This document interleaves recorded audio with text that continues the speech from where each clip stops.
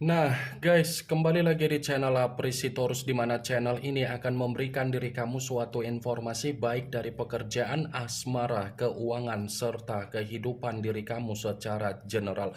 Sebelum saya memberikan suatu informasi dari berbagai aspek yang barusan saya katakan tadi, saya juga mengingatkan kepada teman-teman, informasi yang saya berikan terhadap diri kamu bukan suatu acuan untuk kamu ambil dan untuk kamu terima. Saya hanya bisa memberikan diri kamu suatu informasi berdasarkan kartu yang saya pegang ini. Diri kamu hanya bisa berencana terhadap kehidupan kamu, akan tetapi dibalik dari informasi dan perencanaan tersebut, lagi-lagi yang menentukan adalah Sang Pencipta.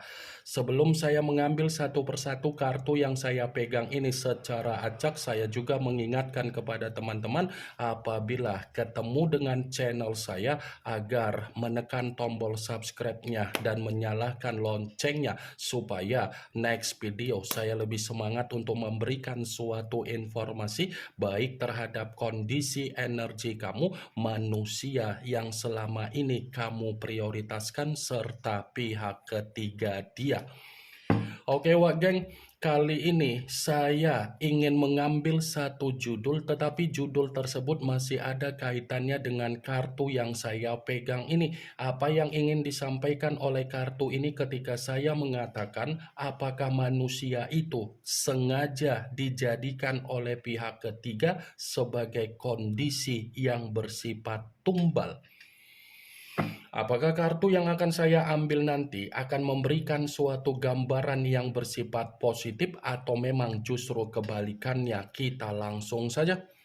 Saya akan mengambil beberapa kartu, di mana kartu yang akan saya ambil nanti bisa saja bersifat resonate, bisa saja tidak bersifat resonate. Semuanya saya kembalikan terhadap pola pemikiran kamu, semuanya saya kembalikan terhadap situasi energi yang kamu miliki untuk saat ini.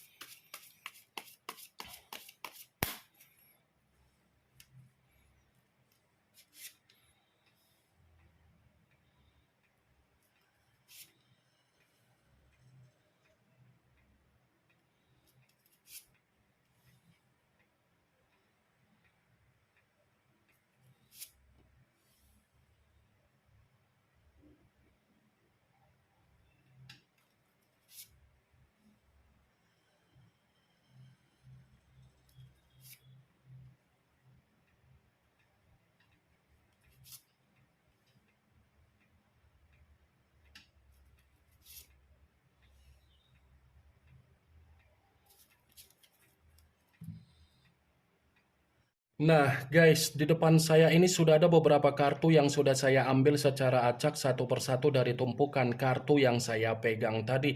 Apakah kartu yang ada di depan saya ini akan memberikan suatu gambaran yang bersifat positif atau memang justru kebalikannya? Kita langsung saja. Muncul kartu ini.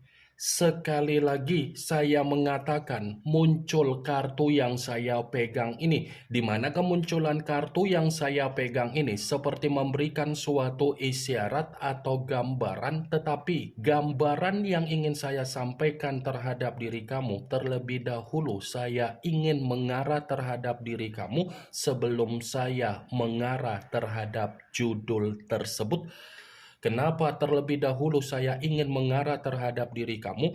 Kalau saya katakan kembali dari apa yang menjadi perjalanan komitmen kamu, sepertinya perjalanan komitmen kamu hanya berbicara secara kewajiban dan hak. Saya mengatakan antara kewajiban dengan hak bukan berarti saya ingin menyudutkan diri kamu, tetapi mencoba untuk mengarahkan logika kamu. Ketika kamu membina yang namanya komitmen terhadap manusia itu, apa yang sudah kamu berikan secara kewajiban kamu dan apa yang kamu dapatkan ketika kamu meminta yang namanya hak kamu. Saya hanya sekedar ingin mempertanyakan saja, Wak Geng, ketika kamu mencoba untuk memberikan apa yang menjadi kewajiban kamu, apakah kamu mendapatkan apa yang menjadi hak kamu? Saya hanya sekedar ingin mencoba mempertanyakan saja, karena di balik dari apa yang menjadi pertanyaan saya tadi, kamu yang bisa memberikan suatu jawaban. Sekalipun saya ingin mencoba untuk memberikan suatu jawaban dari apa yang menjadi pertanyaan saya tadi, saya yakin dan saya percaya kamu sudah memberikan kewajiban kamu, tetapi hak kamu yang kamu dapatkan apa? Kesetresan, kedepresian, tangisan, penyesalan, kekecewaan, dan duka. Berbeda dengan manusia itu, dia tidak memberikan apa yang menjadi kewajiban dia, tetapi dia mendapatkan apa yang menjadi hak dia dari diri kamu. Yang dia dapatkan apa? Pengayoman, pemikiran dewasa, solusi kebahagiaan, keberuntungan, kesejahteraan, kemakmuran, dan keberlimpahan.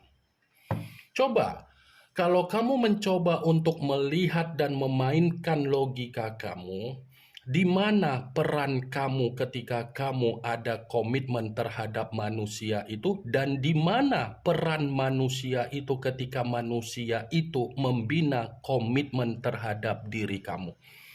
Kartu pertama yang saya pegang ini adalah kartu The Emperor, yang dimana kemunculan kartu ini mengarah terhadap unsur api dan berlambangkan 3 zodiak: Aries, Leo, dan Sagittarius. Kalau seandainya saya mencoba untuk mengesampingkan ketiga zodiak yang barusan saya katakan tadi, saya kembali untuk berbicara terhadap diri kamu.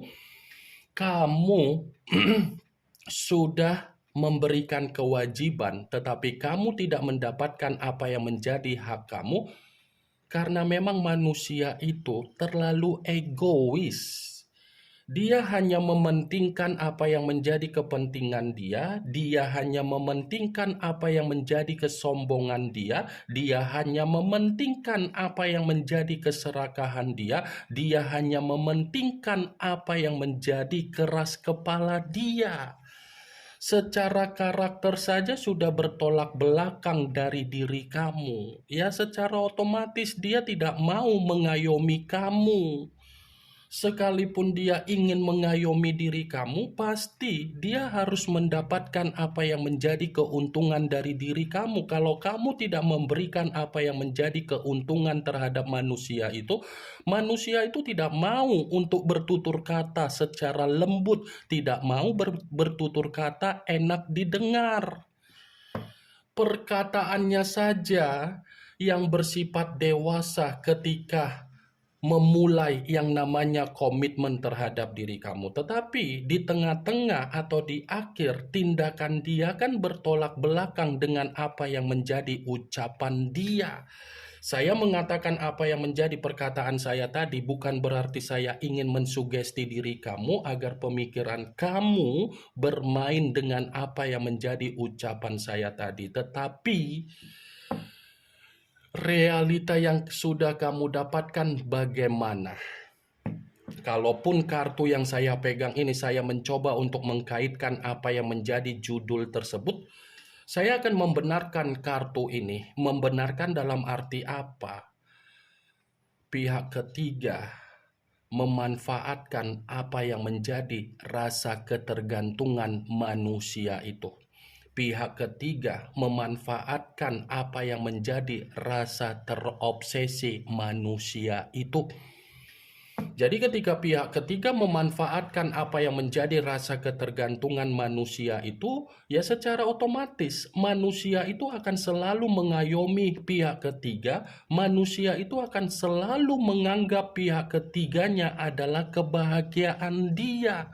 Padahal di sisi lain, pihak ketiga datang di dalam kehidupan manusia itu hanya menilai dan melihat manusia itu secara karakter terlalu boros, secara karakter terlalu serakah.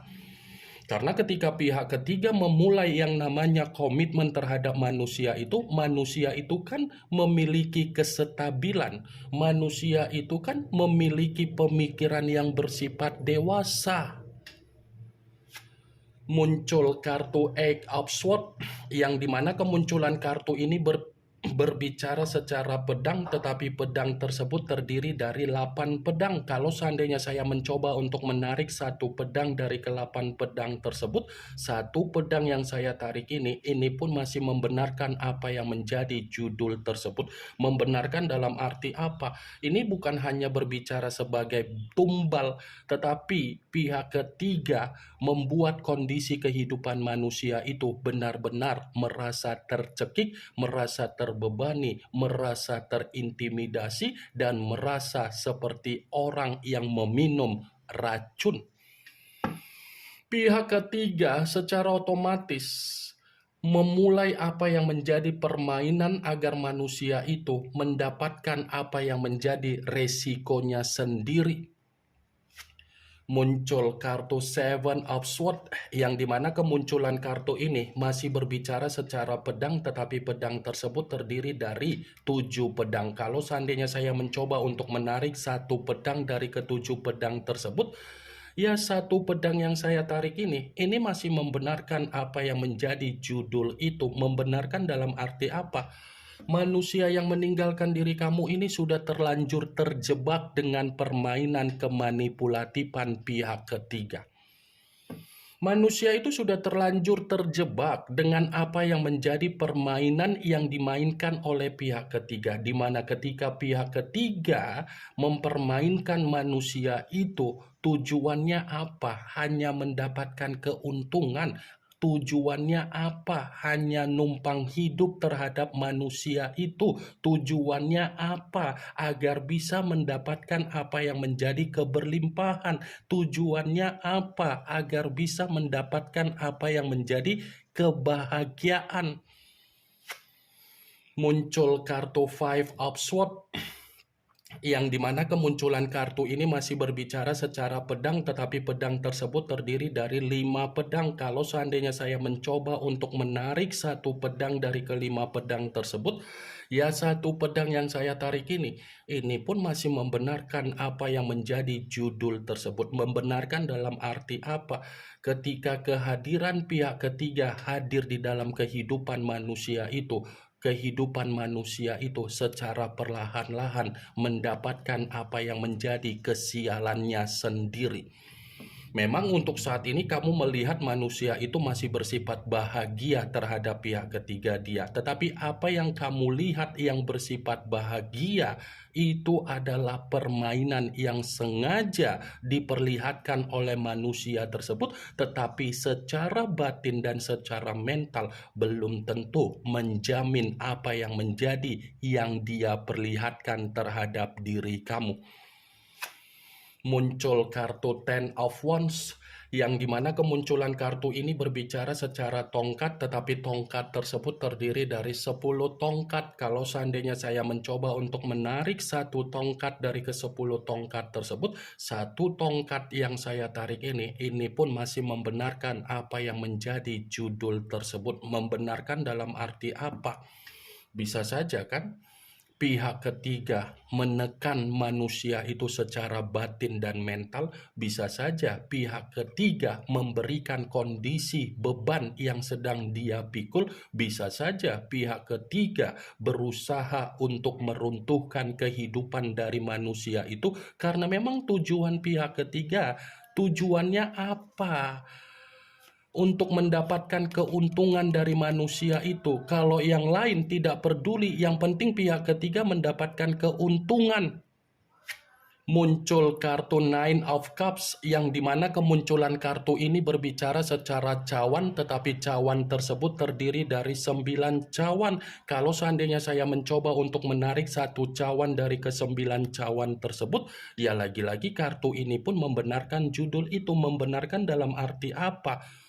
Pihak ketiga hadir di dalam kehidupan manusia itu hanya untuk membuat manusia itu menerima kesengsaraan. Pihak ketiga memang benar-benar sangat licik, tidak bermain secara perasaan tetapi berpura-pura bermain secara perasaan. Ketika manusia itu sudah terjebak dengan apa yang menjadi kemanipulatifan pihak ketiga sudah mendapatkan berbagai pencapaian secara kehidupan.